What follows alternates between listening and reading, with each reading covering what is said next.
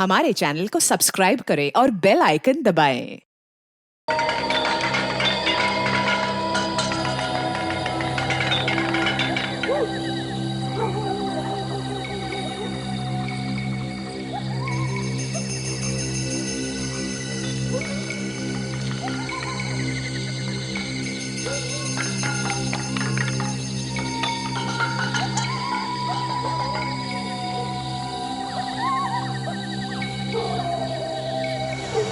अरे अरे अरे ये कौन है?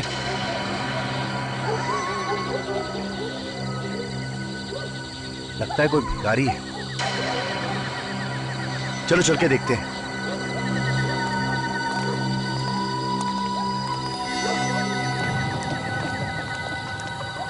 ये बेवड़ा, चल उठ, तेरा टाइम खत्म हो गया है। चल निकल यहाँ से। ठीक है, लोड़ा क्या लगता है? अबे करना क्या है? सीआईडी को फोन करते हैं।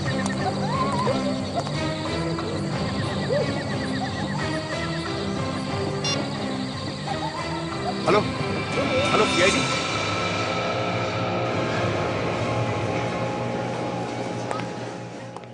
इस मोबाइल के बैटरी ने तो परेशान कर दिया है। पता नहीं ये बैटरी कहाँ मिलेगा।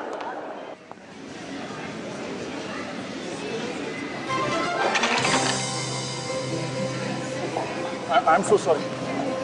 मैं कर लूँगी। नहीं, इट्स ओके।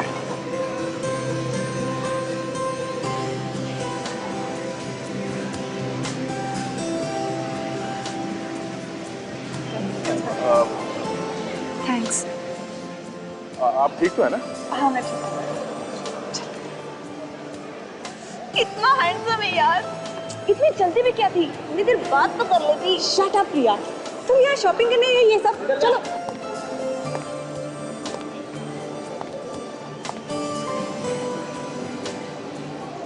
माय गॉड, मैं क्यों आया था यहाँ पे? ओ हाँ, फोन की बैटरी। शायद ये बैटरी ऊपर मिल जाए। हे, ऊपर चलते ना। हाँ चलो। अरे कितना भी शॉपिंग कर लो कम ही होता है ना। एक काम करते हैं, हम उस दुकान में जाते हैं। मुझे बहुत सारी टॉप्स खरीदने। ये वहाँ पे भी जाके देखते हैं ना। ये अच्छा। अंशा कुछ हुआ तो नहीं? I'm fine. Okay? चलो। अंशा क्या यार? I'm fine. अंशा। बहुत दर्द हो रहा है। शायद मोच आ गई है। चलिए आपको हॉस्पिटल लेके चलते हैं, किसी डॉक्टर को दिखाते हैं। चलो। आइए। I'll manage. देखो चल। Excuse me. हाँ विजय। क्या? खून? जोर से लगा क्या? कहाँ पे? ओके, ठीक है, मैं पहुँचता हूँ। ओह शिट, मोच आई शायद। अभिजीत, थोड़ी देर हो जाएगी आने में। मैं आके बताता हूँ तुमको, ठीक है? ओके। आप चलिए, मैं हॉस्पिटल लेके चलता हूँ आपको। ओके? Okay, we'll manage. देखिए, आपके पैर को चोट लगी है, कुछ भी हो सकता है, डॉक्टर को दिखा देते हैं। चलिए, मैं छोड़ देता हूँ हॉस्पिटल। संभाल के। आज 9 बजे दोस्तों के साथ फिल्म देखने का प्लान था। पर 9 तो बज गए। हाँ साजिद, प्लान कैंसिल।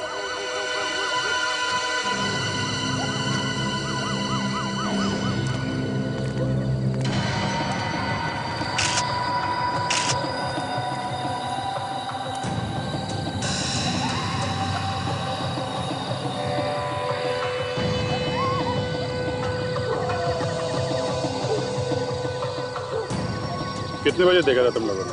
अभी अभी साहब, जैसे ही देखा आप लोगों को फोन कर दिया। कितने बजे की ड्यूटी है तुम लोग? साहब रात की ड्यूटी लगी थी, अभी भी पहुंचा था रात को 8:30 बजे साहब।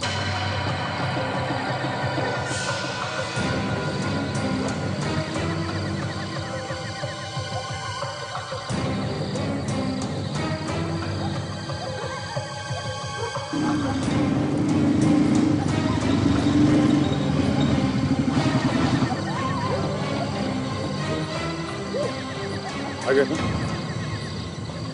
ठीक ठाक है।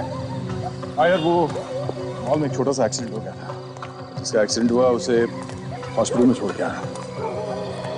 उसने नॉलेज में चला था। अभी तक तो पता नहीं चला है उसका ली यहाँ चेहरे पे नीलापन। पॉइजनिंग तो नहीं है? नहीं नहीं, ये हाथ और नाखून ये सब तो ठीक ठाक है। इसका ली यहाँ गले में ये देखा कैसा निशान, अजीब सा डिजाइन बना हुआ है। पता नहीं किस चीज से गला घोट दिया। ये है कौन, देखते हैं।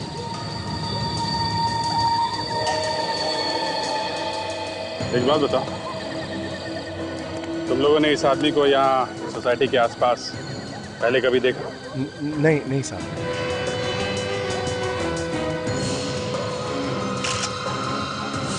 सीनियर सिटीजन अभिजीत, आते।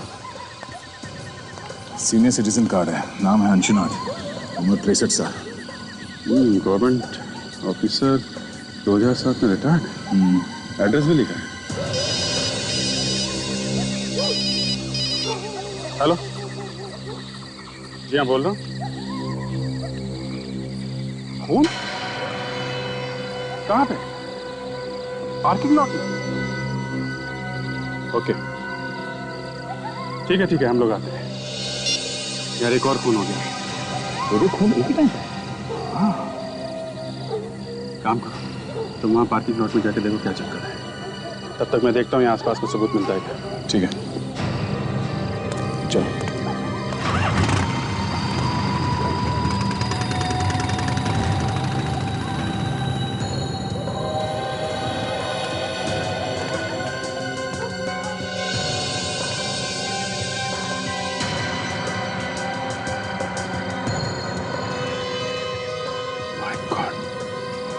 ये क्या चल रहा है?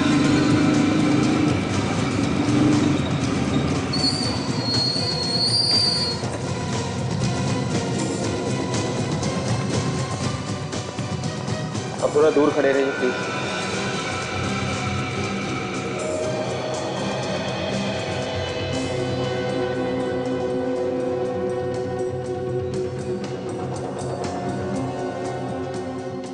तुमने कब देखा इस लाश को? मैं नाइट की ड्यूटी करता हूँ। अभी जब राउंड लेने आया तो देखा यहाँ पे ये पड़ा हुआ। एक आदमी का खून हो गया और आपको पता भी नहीं चला। कुछ तो सुना होगा आपने, कुछ तो देखा होगा। मेरा यकीन कीजिए सर, ना कोई चीखा ना चिल्लाया, मुझे कैसे पता चलता?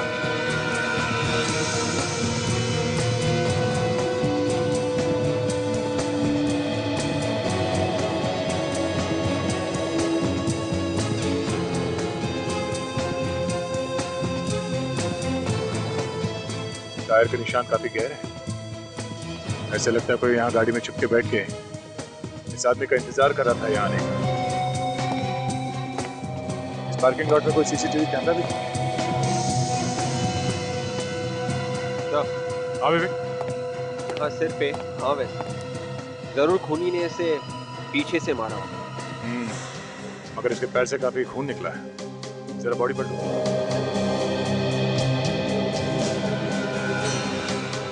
ये तो केशव सर है, इसी बिल्डिंग में इनका ऑफिस है सर। अच्छा देखा विवेक, इसके जान की नस काटी है। शायद इस नस काटने की वजह से इतना सारा खून बह गया और उसी की वजह से इसकी मौत हो गई। मतलब सर खूनी ने इसके पैर की नस काटी और उससे सिर पे भी मारा। मगर कोई ऐसा करेगा क्यों? और इस आदमी ने मरने से पहले चिल्लाया क्यों नहीं? ये बात मेरी समझ में भी नहीं आ रही विवेक। कुछ तो गड़बड़ है इस खून में।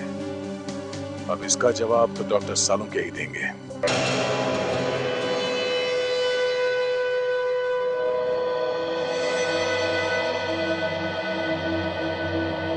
सालुंके तू टेंशन में क्यों है? ये दो खून हुए इसलिए? अरे मुझे क्या टेंशन है भाई, मैं अपनी लैब में खड़ा हूं। टेंशन होगी आप लोगों को, दो खून हुए, गाली आप लोगों को ज्यादा पड़ेंगी। ओए सालुंके, आज तक कभी ऐसे हुआ है कि हमने कोई केस सॉल्व नहीं की? हाँ 2-4 बार तो हुआ। ओए दिमाग खराब मत कर। कब हुआ है? कब हुआ है? तब हुआ है ना जब तुम अपने हाथ ऊपर कर देते हो, कहते हो कि भैया मुझसे अब कुछ नहीं होता है, तब हम पिट जाते हैं। अच्छा मतलब मैं विलेन हूं? पहले से ही हो। पहले से ही। बहुत बढ़िया। मतलब अगर अपराधी न पकड़ा जाए तो न पकड़े जाने की माला मेरे गले में, और अगर अपराधी पकड़ा गया तो उसकी तालियां आप लोगों के हिस्से में। बिल्कुल। तो जाइए तालियां बजवाइए, जाइए। अरे अरे सालुंके मेरी बात सुन। मैं ये कह रहा था कि जब तुम हाथ ऊपर करके कहते हो ना कि मुझसे कुछ नहीं होगा, तब हम पिट जाते। ओह अच्छा, थैंक यू वेरी मच। आप लोगों ने कम से कम ये तो कबूल किया कि हम लोगों की वजह से आप लोगों की दुकान चल रही है। अरे हम इन लाशों के बारे में बात करते हैं। हाँ चलो। तो ये दोनों लाशें दो अलग कहानियां सुना रही हैं बॉस। अच्छा, क्या क्या बोल रही है लाशें? ये दोनों खून एक ही आदमी ने किए हैं, है ना? एक ही आदमी ने नहीं किए। नहीं किए? सर ये तो हमें पहले से मालूम है कि इस आदमी का गला घोट के मारा गया है। किसी ऐसी चीज से मारा गया जिसके ऊपर डिजाइन बना हुआ था, वो डिजाइन इसके गले पे आ गया। बिल्कुल दया, खूनी ने अपनी तरफ से बहुत ज्यादा होशियारी दिखाने की कोशिश की। उसे लगा कि कहीं उसकी उंगलियों के निशान इस आदमी की गर्दन पे ना आ जाएं, इसलिए उसने अपने हाथों का इस्तेमाल नहीं किया, किसी और चीज का। ये भी तो हो सकता है कि उसमें उतनी ताकत नहीं थी गला घोटने की, जिसकी वजह से उसने किसी और चीज से गला घोट दिया। हो सकता है, ये भी हो सकता है। लेकिन एक बात बिल्कुल पक्की है बॉस कि खूनी अनाड़ी हड़बड़ाया हुआ है। शायद उसने पहली बार खून किया, लेकिन फिर भी खूनी हमारे लिए कुछ छोड़ गया। ये इसकी गर्दन पर पड़े हुए निशान, इन निशानों से हम उस चीज तक पहुंच सकते हैं जिससे इसका गला दबाया। और एक बात और, ये खून शाम को 6 बजे से 8 बजे के बीच में किया गया और ये खून शाम को 8 बजे से रात के 10 बजे के बीच में किया गया। ये भी तो हो सकता था उनके कि उस खूनी ने इस आदमी का 6 और 8 बजे के बीच में खून कर दिया और फिर दूसरी जगह जाकर इस आदमी का 8 और 10 बजे के बीच में खून कर दिया। नहीं बॉस, मुझे ऐसा बिल्कुल नहीं लगता। मुझे लगता है दो अलग अलग खूनी। ये वाला खून जिसने किया है वो खूनी एकदम अनाड़ी है, और ये खून जिस खूनी ने किया है वो एकदम प्रोफेशनल है, पहुंचा हुआ। इस आदमी के सिर पर जो वार है, हाँ, इसीलिए मैं कह रहा हूं कि वो एकदम प्रोफेशनल है। पहले उसने इस आदमी के सर पे वार किया ताकि ये बेहोश हो जाए और फिर बेहोशी की हालत में उसने इसकी जान की नस काट डाली जिससे मर जाए। अगर नस काटनी थी तो गर्दन की नस काट देता। दया, जैसे कि आप लोग जानते हैं, गले की नस कटने से इंसान को मरने में 1-2 मिनट लग जाते हैं, जबकि ये पैर की नस जो हमारे दिल से जुड़ी हुई है, इसको कटने से इंसान बस 30 सेकंड में मर सकता है। दो खूनी, एक अनाड़ी और एक पहुंचा हुआ। कहीं ये दोनों खूनी एक दूसरे को जानते तो नहीं?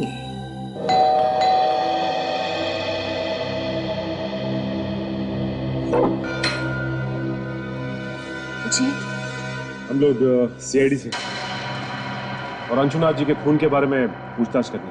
जी, मैं उनकी बेटी हूँ। आइए, अंदर आइए। Thank you. घर में और कौन कौन रहता है? ये मेरे पति रजत है। हम लोग मम्मी पापा के साथ ही रहते हैं। ओह, आपकी मम्मी कहाँ है? वो मंदिर गई है पापा के लिए हवन करने। बस अभी आती होगी। ये आपकी मम्मी हवन करवाने अकेली गई है? जी, एक्चुअली पापा इन्हें ज्यादा पसंद नहीं करते थे।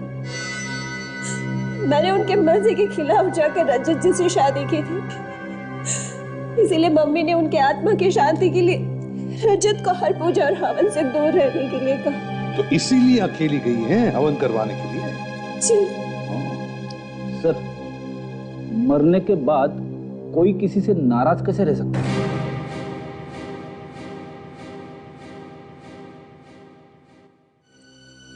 रजत जी, जरा बताइए, कल शाम को 6 और 8 बजे के बीच कहां थे आप? जी हाँ, आप कहां थे? लेकिन आप ये सब मुझसे क्यों पूछ रहे हैं?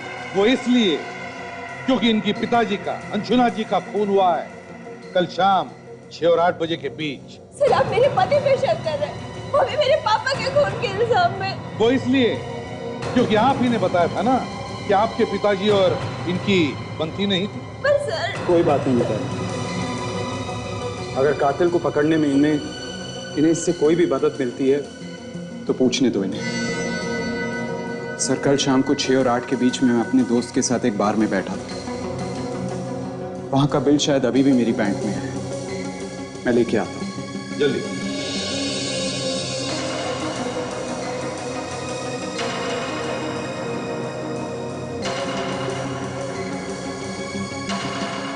ये लीजिए सर।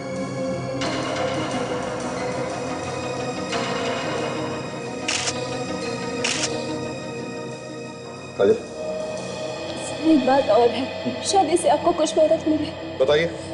पापा ने काफी लोगों को पैसे उधार दे रखे थे और उनमें से कोई भी उन्हें पैसे लौटा नहीं रहा था। पापा इस बात को लेके काफी परेशान थे। पैसे उधार दिए थे? किसे? कौन थे वो लोग, जानती हैं आप? वो सब पापा के पुराने दोस्त थे। वो किसी आश्रम में हर फ्राइडे की रात को मिलते थे। अच्छा, कहाँ है ये आश्रम? ये वर्ली की किसी जगह पर है सर। विश्वनाथ जी के पुराने दोस्त जिनको उन्होंने पैसे उधार दिए और फिर हर शुक्रवार को एक आश्रम में मिलते हैं वर्ली में। इस आश्रम में जाकर देखना पड़ेगा।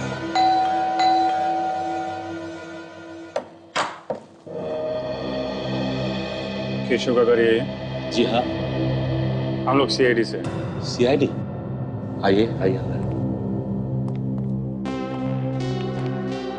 साहब, ये लोग सीआईडी से हैं, आप लोगों से मिलना चाहते हैं। जी कहिए। माफ कीजिए आप लोगों को तकलीफ दे रहे हैं, लेकिन हमें केशव के बारे में आपसे कुछ बातचीत करनी है। जी बोलिए। मैं ही केशव का पिता हूँ। ये मेरी पत्नी, ये मेरा छोटा भाई, ये उनका बेटा और ये उनकी पत्नी। देखिए, हम जानते हैं कि आप लोगों पे क्या बीत रही होगी, पर ये जानना बहुत जरूरी है कि केशव की किसी के साथ कोई दुश्मनी थी? केशव की दुश्मनी हो ही नहीं सकती थी। सोने के जैसा दिल था उसका, किसी से कोई लड़ाई झगड़ा वगैरह कुछ नहीं था। दुश्मनी नहीं तो कोई ऐसा आदमी जिसके साथ उसकी बनती ना हो? मुझे तो ऐसा कोई आदमी याद ही नहीं आता जो केशव भैया को पसंद ना करता हो। हाँ बेटे, तुम्हें कैसे याद आए? बिरजू। एक मिनट आप रुकिए उधर। ये जो अभी आपने कहा कि आपको कैसे याद आएगा, ये क्यों कहा आपने? क्यों नहीं याद आएगा इनको? बस ऐसे ही बोल दिया था। नहीं, कोई तो कारण होगा। क्या बात क्या है? केशव जी का इनके साथ रोज किसी न किसी बात पे झगड़ा होता था। किस बात पे झगड़े होते थे केशव के साथ? ऐसी तो कोई बात नहीं थी सर, मैं बताता हूँ। कपिल केशव के बिजनेस में काफी दखल अंदाजी करता था। ये बात केशव को बिल्कुल पसंद नहीं थी। इसी बात पर कभी कभी बहस हो जाती थी बस। कपिल जी, कल रात 8 से 10 बजे के बीच में आप कहाँ थे? आप मुझ पर शक कर रहे हैं? देखिए, आप इस तरह मेरे बेटे से बात नहीं कर सकते। मैंने सिर्फ एक सवाल पूछा है, उसका जवाब दो। कल रात 8 से 10 बजे के बीच में तुम कहाँ थे? मैं कल शाम को अपने दोस्त देवांग के घर पे था। देवांग के यहाँ? लेकिन कल जब अपनी बात हुई थी तब तो तुमने कहा था कि तुम मयूर के यहाँ हो। वो मेरा मतलब है कि मैं देवांग के घर गया जरूर था, पर वो मिला नहीं तो मैं मयूर से मिलने चला गया। अच्छा, इस फैमिली बिजनेस के अलावा ये केशव किसी एड एजेंसी में भी काम करता था? जी हाँ, वो एक एड एजेंसी का मालिक भी था और पिछले काफी दिनों से वो काम को लेकर परेशान रहता था। उसका एक पार्टनर भी है, आलोक। आलोक? ठीक है, इस आलोक से भी मिल लेते हैं। सर, इस आलोक को जरूर कुछ पता होगा। देखते हैं।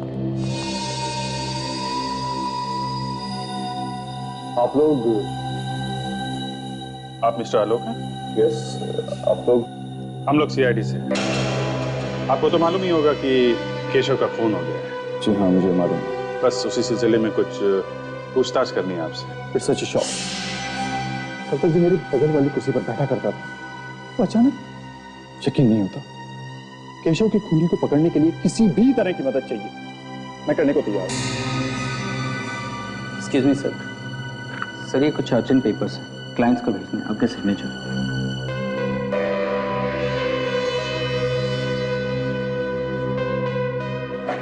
Thank you. फारूक जी, आप कल शाम 6 और 8 बजे के बीच में एग्जैक्टली कहाँ पे थे? मैं कल सीधा ऑफिस से जिम चला गया था। तकरीबन रात के 10 बजे तक मैं वहीं था।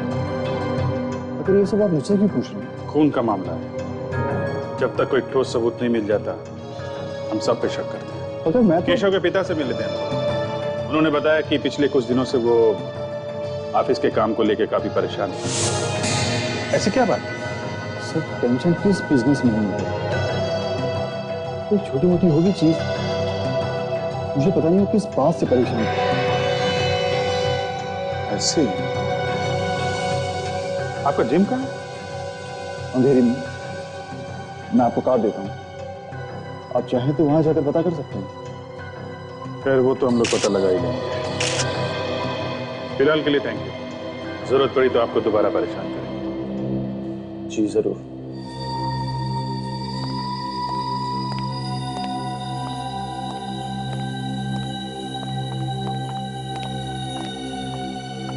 ये क्या चक्कर है? ताशा, देखो सुन।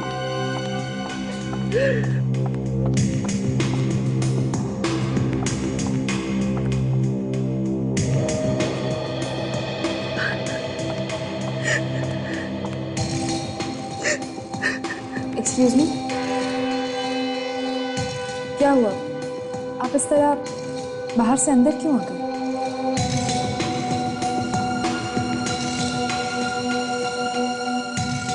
आप काफी परेशान लग रही हैं। देखिए, ऐसी कोई बात हो जो आपको बतानी है केशव के बारे में? केशव और मैं एक दूसरे से बहुत प्यार करते थे और बहुत जल्द हम लोग अपनी शादी की बात अपने घर वालों से करने जा रहे थे।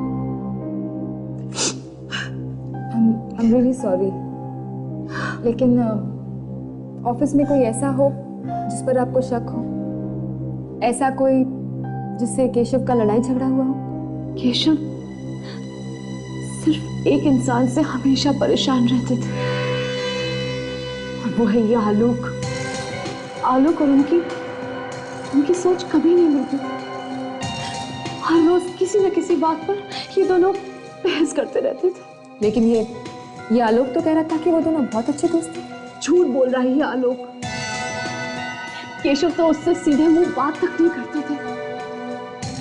उन्हें शक था कि आलोक कंपनी के पैसे में हेरा फेरी कर रहा है।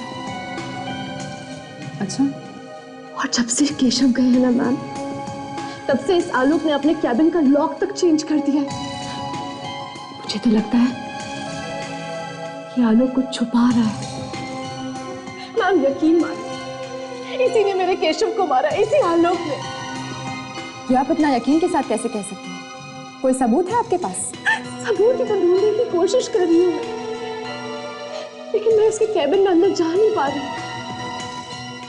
या तो ये खुद अंदर होता है या फिर कैबिन को लॉक करके चला जाता है। इसके और उसके पीने के अलावा इसके कैबिन में अंदर घुसने की परमिशन और किसी को नहीं है। ठीक है, आप बिल्कुल चिंता मत कीजिए। अब जो करना है हम लोग करेंगे।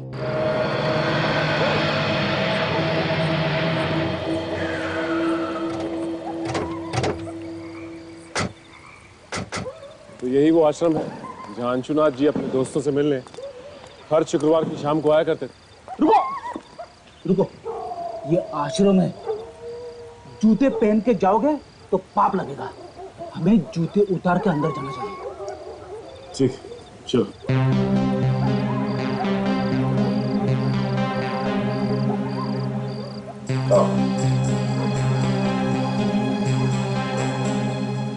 चलो आओ, एक चाल चल। ये सब क्या हो रहा है यहाँ पे? बहुत चालें चल रही है। आश्रम के नाम पर अय्याशी हो रही है यहाँ पर। आप? हम लोग सीआईडी से हैं। अंशुनाथ के खून के बारे में पूछताछ करने आए हैं। सीआईडी? हाँ सीआईडी। क्लब जैसे माहौल को आश्रम कहते हैं आप लोग? सर जी, हमारे जैसे उम्र के लोग जाएं तो और कहाँ जाएं? हम सब रिटायर्ड लोग हैं। अब अगर घर पर बोलेंगे ताश खेलने जा रहे हैं तो बहू बेटे क्या समझेंगे? हाँ, देखिए, इसीलिए आश्रम का बहाना देकर हम हफ्ते में एक बार यहाँ आते हैं, हंसते हैं, खाते हैं, जीते हैं और कभी कभी पी लेते हैं। वो सब तो ठीक है, लेकिन आपके बीच से आपके एक दोस्त अंशुनाथ जी गुजर गए। आप लोगों ने हफ्ते भर के लिए भी ये हंसना खेलना बंद नहीं किया? अरे भाई, उम्र ही ऐसी है, हमने तो सब कुछ देख लिया, अब तो बस जाने के इंतजार में जी रहे हैं। बात तो ठीक कही आपने, पर कम से कम अंशुनाथ जी के खूनी को पकड़ने में आप हमारी मदद तो करेंगे ना? जरूर करेंगे, लेकिन ये अंशुनाथ के मर्डर करने वाले को क्या फायदा हुआ होगा, समझ में नहीं आता। उसके घर वालों के बारे में हम ज्यादा कुछ तो नहीं जानते, पर एक बार उसका दामाद रजत उसका पीछा करते करते यहाँ आया हुआ था। उन दोनों में काफी बहस भी हुई थी। हमें तो पता चला है कि अंशुनाथ जी से आप लोगों ने कुछ उधार पैसे लिए थे जो अभी तक लौटा ही नहीं है। अरे किस उधार की बात कर रही हैं आप? हाँ, अरे हमने तो अपने सारे बच्चों की शादियां करवा दी हैं और हम सब खुशी खुशी रिटायर हो चुके हैं, हमें कोई भी पैसों की जरूरत नहीं है। अंशुनाथ को बड़ा दांव खेलने की बहुत आदत थी।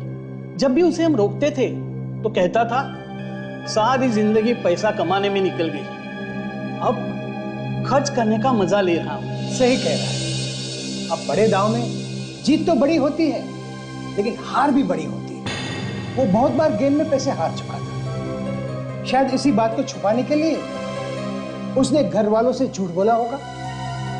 तो ये बात है, ठीक है, अगर हमें आप लोगों की दोबारा जरूरत पड़ी हम आपको याद करेंगे। जी।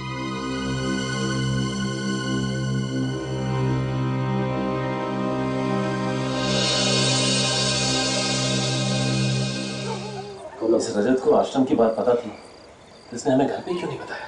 हाँ, अगर पहले बता देता तो जूता उतारने की बेवकूफी ना करते।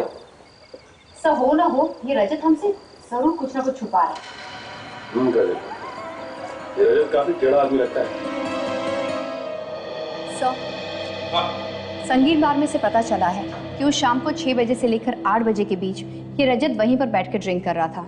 वहां पर एक बारटेंडर है सर, जिसका नाम है समीर। उसने कहा कि वही उसे ड्रिंक सर्व कर रहा था। ओह, 6 और 8 बजे के बीच रजत बार में ही था। अच्छा सर, हम लोग आलोक के जिम से आ रहे हैं। वहां पता चला कि जिस रात फोन हुआ था आलोक 8 से 10 बजे के बीच जिम में ही था, उसके इंस्ट्रक्टर ने बताया है। काजल ने अभी बताया कि रजत उस रात 6 और 8 बजे के बीच संगीन बार में था, और अब तुम कह रहे हो कि आलोक उस रात 8 और 10 बजे के बीच जिम में था। बड़े अच्छे तरीके से बचाव किया इन दोनों ने अपने आप का। हाँ सर, एक बोल रहा है कि वो जिम में था 8 से 10 बजे के बीच में, और दूसरा बोल रहा है कि वो बार में बैठा था 6 से 8 के बीच में। अब दोनों फोन उसी समय। सर, एक और बात है। क्या?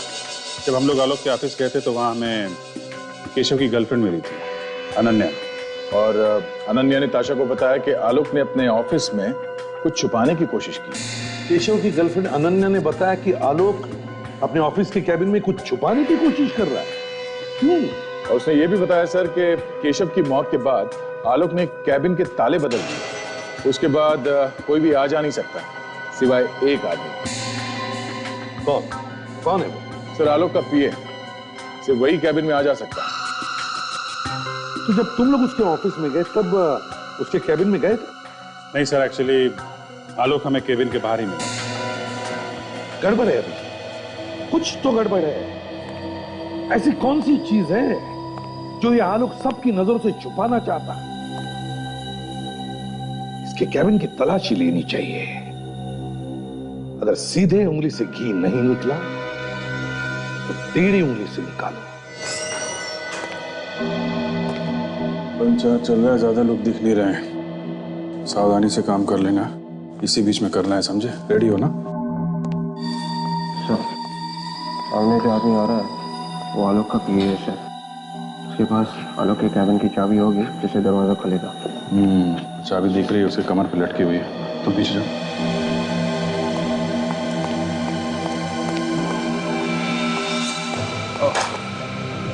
संभाल के लगी तो नहीं आपको? नहीं, 100 सर। अरे आप तो वो आलोक जी के पिए हैं ना?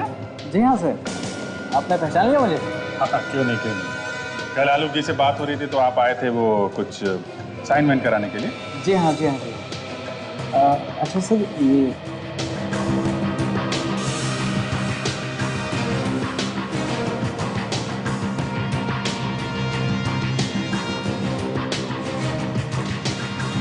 उन्होंने थोड़ी ना सोचा होगा कि पार्किंग लॉट में कोई बैठा हुआ है, उनका खून करने के लिए उनका इंतजार कर रहा है।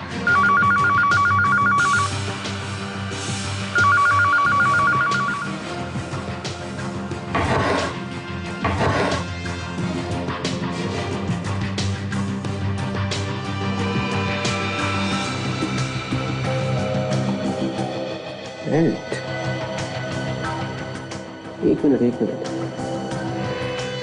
बेल्ट का पैटर्न बिल्कुल वैसा ही है जैसा हमें अंशुना के गले पे मिला। 9 बजे आ जाते थे? जी हाँ। और किस किस प्रोजेक्ट पे काम चल रहा था? अभी तो फिलहाल दिवाली के लिए कुछ खास एड डिजाइन कर रहे थे, वो खत्म होते ही क्रिसमस और न्यू ईयर के लिए कुछ प्लानिंग चल रही थी। वैसे केशव सर ने एक अभी फ्रेश एड बनाया था। नहीं मत बताना टीवी में देखूंगा ना फ्रेश तो अच्छा लगेगा। वैसे भी मेरा काम हो गया है। आपका काम मतलब? नहीं, हो गया, जो पूछना था वो हो गया। अच्छा अच्छा। आप जरूरत पड़ेगी तो आपसे दोबारा मिल लूंगा। Most welcome sir, no problem. ये कार्ड आपका गिरा है क्या? हाँ उठा लीजिए।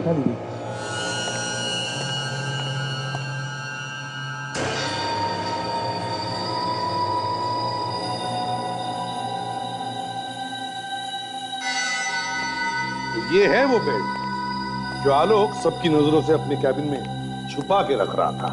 और सर डॉक्टर सालोंके ने भी कंफर्म किया है कि ये वही बेल्ट है जिससे अंशुनाथ का खून हुआ है। ये वही बेल्ट है जिससे अंशुनाथ का खून किया गया। मगर ये बेल्ट आलोक के पास कैसे? अगर ये यहाँ पे था तो वो वहां पे था। हाँ, जो दिख रहा है वो है नहीं। इसने दिखाया कि वो वहां पे था और उसने दिखाया कि वो यहाँ पे था। सर ये यहाँ पे था और वो वहां पे था, ये सब सचिन, ये जो केस है इसे यहाँ वहां किया गया है। अभिजीत, क्या जानबूझ के किया गया या फिर अपने आप हुआ है? सर खूनी ने किया है तो जानबूझ के ही किया है। जो दिख रहा है वो है नहीं, जो नहीं दिख रहा है वो है। हाँ, तो तुम समझ गए मैं क्या कहना चाहता हूं। बस अब वक्त बर्बाद मत करो और फटाफट जाके पकड़ लो उसे जिसने भी ये किया है। तुम भी साथ में जाओ।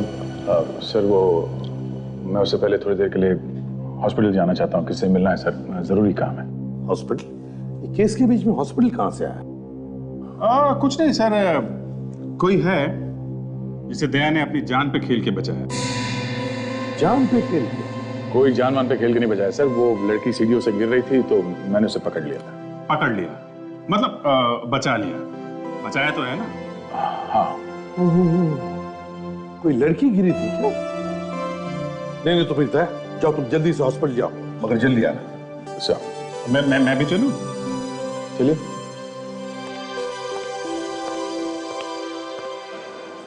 अच्छा, तो यहाँ पे है तुम्हारी अंशा। सिर्फ अंशा अभिजीत, कोई मेरी अंशा नहीं। और प्लीज अंदर कुछ इधर उधर की बातें मत कर देना। मैं तुम्हें कल लेने जरूर आऊंगा। ठीक है, बाय। नहीं, मैं क्या बोलूंगा, तुम लोग बातें करना, मैं तो देखता रहूंगा। अंदर चलो तो सही।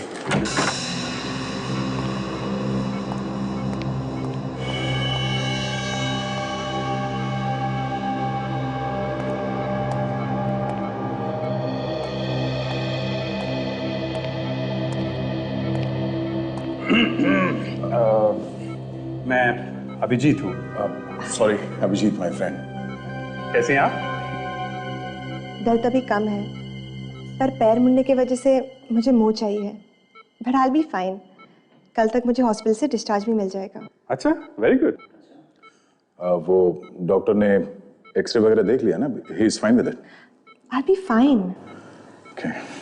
अच्छा, ये जो अभी आपसे मिलके गए वो कौन थे? वो मेरी फ्रेंड है प्रिया। नहीं, उसके पहले जो गए थे वो मेरी कजिन है, बंटी भैया। अच्छा अच्छा, बंटी भैया।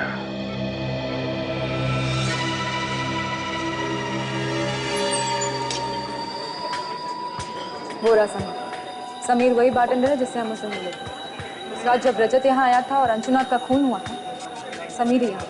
अरे मैडम आप? समीर, हमें तुमसे कुछ पूछना है। मैडम, रजत के बारे में जो कुछ भी मुझे मालूम था वो सब कुछ मैंने आपको बता दिया। नहीं, रजत नहीं, ये फोटो देखिए। आपने इस आदमी को पहले कभी देखा है?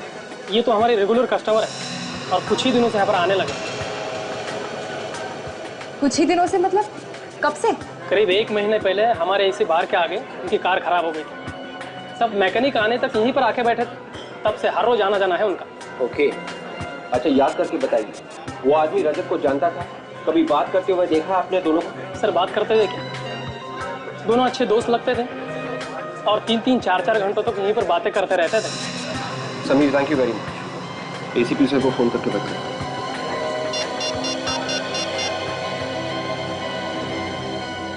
हेलो सर, आपका शक बिल्कुल सही निकला। सर, मैं केशव के खूनी को किसी भी कीमत पर सजा दिलवाना चाहती हूँ और उसके लिए मैं आपकी हर तरीके से मदद करने के लिए तैयार हूँ। गुड।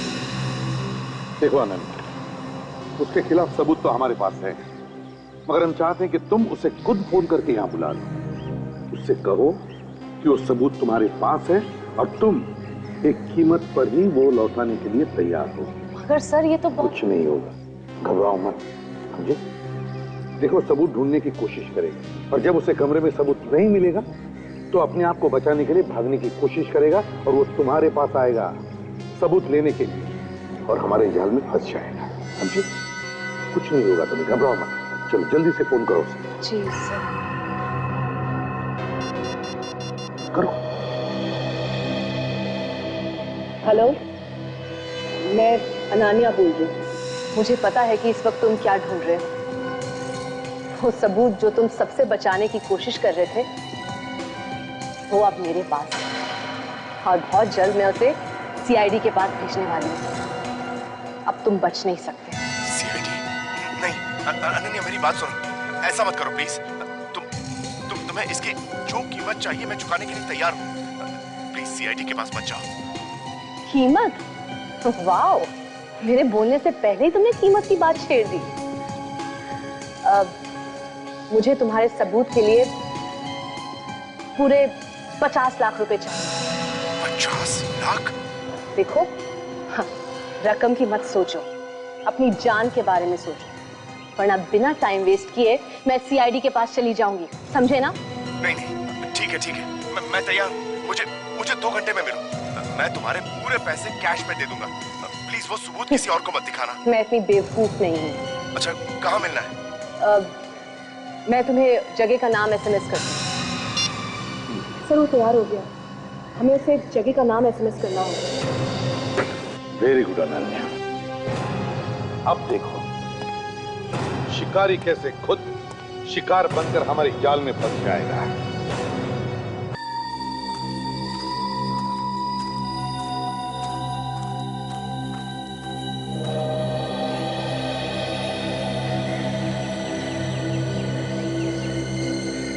मेरे पैसे लाए हो? तेरे समझ के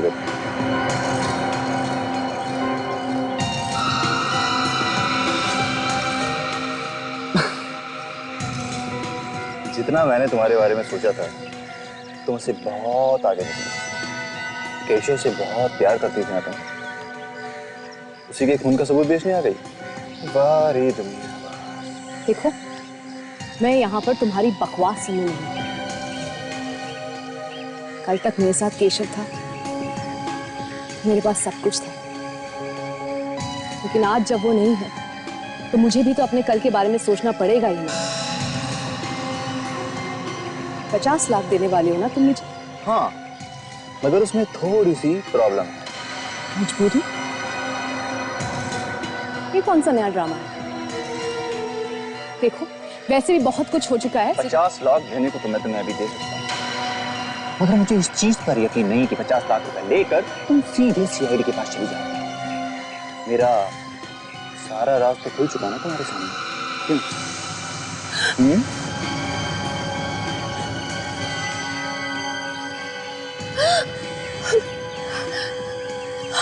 हमें बर्बाद करने निकली थी? हाँ? धमकी देती है हमें? Very wrong. तुम लोगों ने केशव को तो खत्म कर ही दिया, अब मुझे मारना चाहते हो? ठीक है, मारो मुझे, मारो गोली। शूटर, गन फेंक दो। तुम दोनों का खेल खत्म हो चुका है, सरेंडर कर दो। नीचे, नीचे।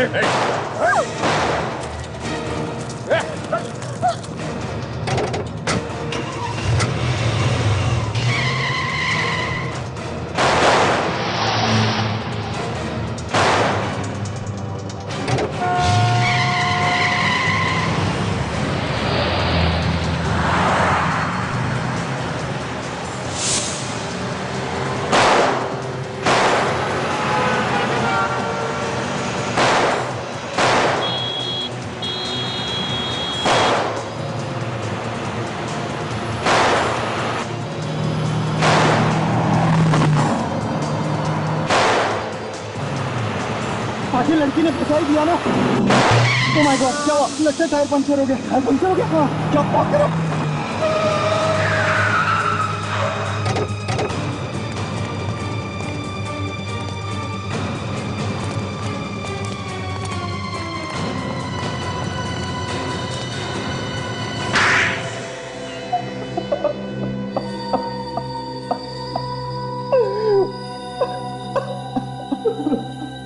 केशव और अंशुनाथ, जिन दो लोगों का खून तुम लोगों ने किया, उनकी लाशें डॉक्टर साळुंखे को कुछ कहानी सुना रही थी। वो कहानी अब हम तुम्हारे मुंह से सुनना चाहते हैं। पर हमने तो कुछ किया ही नहीं है, बिना वजह हमें फंसाया जा रहा है। दो फोन करके चुपचाप बैठा है कुंडली मार के, सोचता किसी को कुछ पता नहीं चलेगा है? तुम्हारे पास सिर्फ एक ही लाइफलाइन बची है। सच बोलने की लाइफलाइन। सच बोलने की लाइफलाइन? हाँ, सच बोल, सच। सच के अलावा कुछ नहीं सुनेंगे हम लोग। मगर मेरी तो कोई गलती नहीं है। चुप, कुछ बोलना मत रजत। मैं और नहीं झेल सकता, मुझसे अब कुछ नहीं होगा। मुंह खोलोगे तो मारे जाओगे। ये क्या बोलेगा? इसके पास तो एक भी लाइफलाइन नहीं बची है। मैं सब कुछ भूल गया हूँ, मुझे कुछ याद नहीं है। हो, बेचारा सब कुछ भूल गया है। चलो हम तुम्हें याद दिलाते हैं। दया, जरा दिलाओ याद इसे।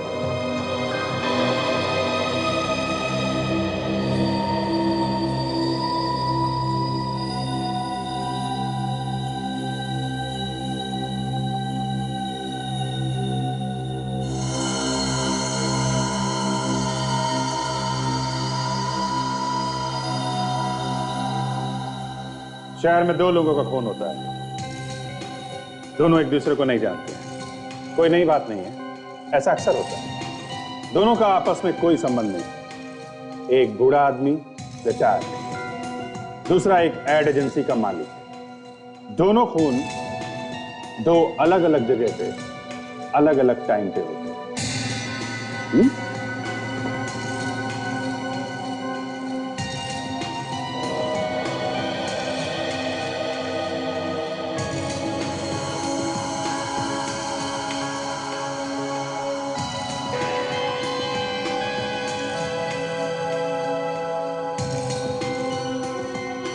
और शक दो लोगों पे जाता है।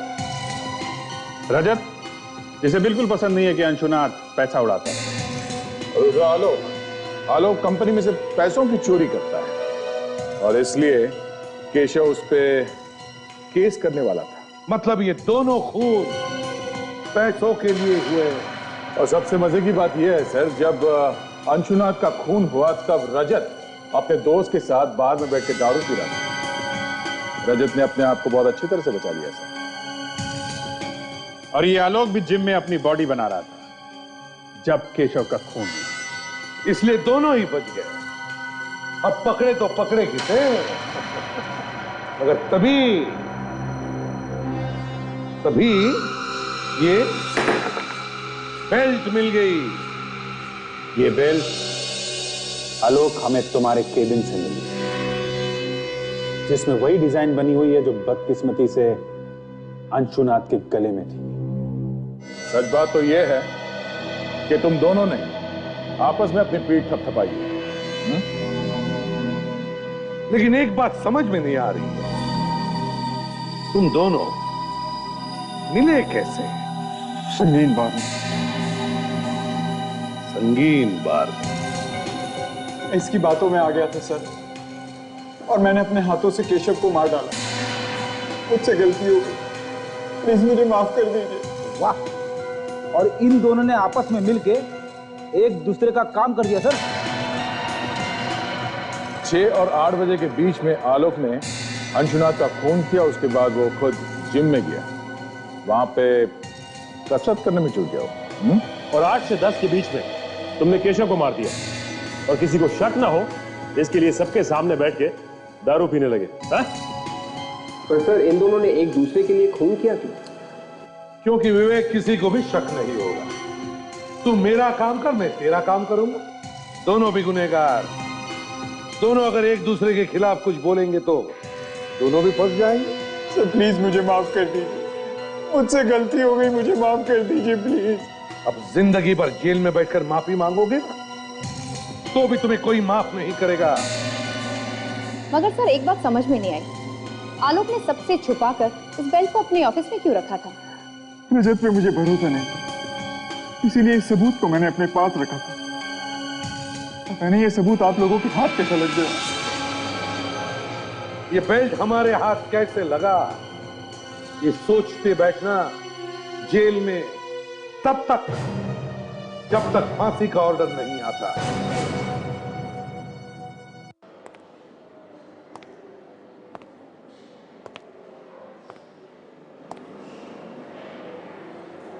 क्या हो गया? जी मेरी समझ में नहीं आ रहा है कि मैं क्या करूं और कैसे करूं। क्या समझ में नहीं आ रहा है? किसकी बात कर रहे हो? उसी की बात कर रहा हूं यार, और किसकी बात करूंगा। ये हंशा में ऐसा कुछ है, पता नहीं, बार बार उसी का ख्याल आता है दिमाग में। ऐसा लगता है कि मुझे उसके बारे में और भी जानना चाहिए। 2-3 बार मिलने में ही ऐसा लगने लगा है? हाँ यार, मेरी समझ में भी नहीं आ रहा कि इतनी जल्दी ऐसे कैसे हो गया। जब देखो दिमाग में उसी का ख्याल आता है। कोई एक अजीब सा कनेक्शन है उसके साथ में। मुझे लगता है कि सिर्फ तुम्हें लगता है या उसे भी ऐसा महसूस हो? पता नहीं यार। अब जी तुम्हें तो मालूम ही है कि मेरे साथ क्या क्या हो चुका है। अब तो डर सा लगने लगा है कि कोई गलती ना हो जाए मुझसे। तुम्हें लगता है कि तुम फिर से चक्करों में ना फंस जाओ? है पता नहीं। धीरे, एकदम से धीरे। दर्द हो रहा है ना? हाँ। हाय। हाय। क्या कहा डॉक्टर ने? 1 हफ्ते में एकदम ठीक हो जाऊंगी, बिल्कुल पहले जैसे। बस तब तक चलना फिरना थोड़ा कम करना पड़ेगा। ये तो अच्छी बात है, तुम्हें रेस्ट की जरूरत है। You should take rest and take care also. I will drop you. संभालिए प्लीज।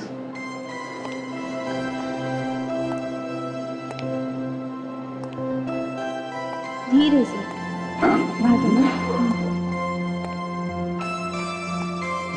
बहुत ज्यादा दर्द हो रहा है? नहीं, हल्का हल्का।